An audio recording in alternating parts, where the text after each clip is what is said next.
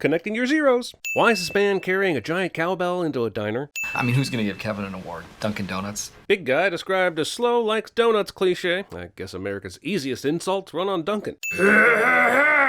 It's Fat Halpert. We'll handle the stretching for vaguely funny name jokes around here, recycled Scott. Why are the desks pressed together when there is clearly a lot of floor space for the employees to spread out and have a little more privacy? Could the answer be camera angles? TMI? Too much information. I used to say don't go there, but that's lame. I know, right? He's making me look through hours of footage to find highlights. Meaning you were being paid to watch ridiculous tapes all day instead of having to perform your mundane receptionist responsibilities? Cry me a frickin' river, Pam. It was you.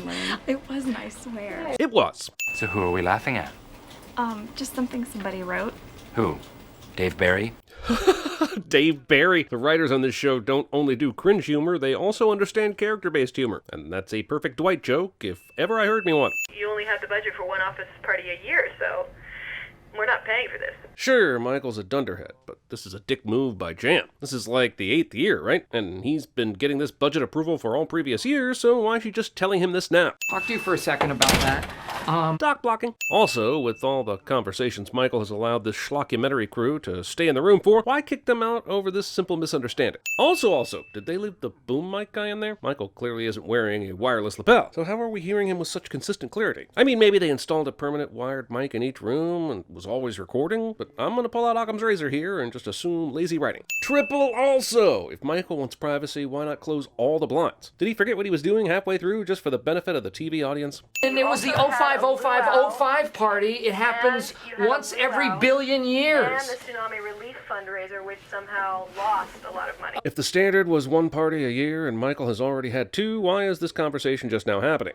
The Dundie Award for longest engagement goes to Pam Beasley. And of course, we got some Dundies position about Pam's love life, because God forbid we go even 5 minutes on the show without checking in with what's going on with as the Pam turns. The Jim and the Painless? Jim Earl Pan's fiddle? And how the jokes are really bad. CinemaSins critics. I think if you use the same jokes, it just comes across as lazy. CinemaSins critics. Can someone explain the Chili's logo to me? Why the hell did they connect the H and the L? All it does is make it look like the restaurant's actually named Chi-Chi's. Plus, I'm pretty sure that first I is getting forced into a 3-way it did not consent to. The Dundies are kind of like a kid's birthday party, and you go, and there's really nothing for you to do there. Don't listen to this guy. There are plenty of great things to do at kids' birthday parties. Not only can you eat chunks of icing off the cake and blame the kids, you can also show them their first CinemaSins video, so they develop a well-rounded sense of humor. Why would Pam immediately take Ryan's seat when she comes back inside? And why would Ryan relocate to Creed and Meredith's table? Plot convenience. That's why.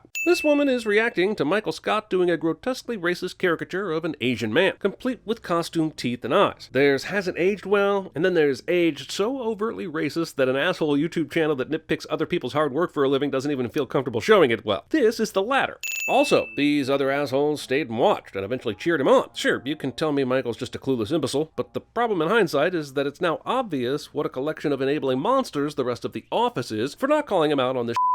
I think those might be empty. No, because the ice melts, and then it's like second drink. Except there isn't any ice in these glasses, so they are in fact empty. It's for the time that I went to the bathroom after him and it was really, really smelly. Crap-a-pile Dundee? Dundee, Dundee, Dundee, Dundee, Dundee, Dundee. Roll Dundermercials. I'm sorry, sir. You're gonna have to put your clothes on. People are trying to eat. But also, did you notice the woman seemingly collapsed on the floor? Even if you know she's just drunk, perhaps show some concern for her as well? Also, where was this asshole manager when people were throwing food at his customers a few minutes ago? Your patrons can chuck white spinach queso at each other, but you get on this guy for trying to save a life by taking off his shirt? Free the nipple! Great work tonight, Winchester.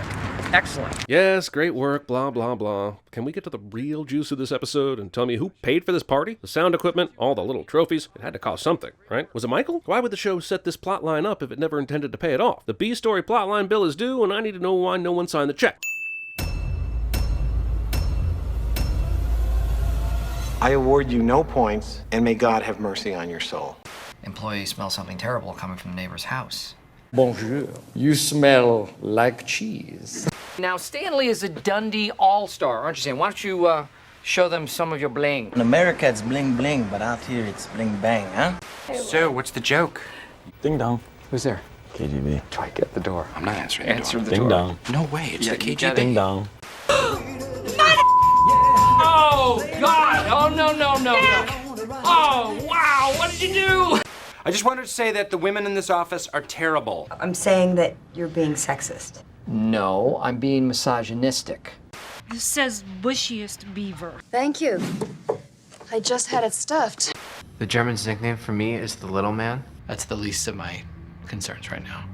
Well, I want to own a decommissioned lighthouse, and I want to live at the top, and nobody knows I live there. And there's a button that I can press and launch that lighthouse into space.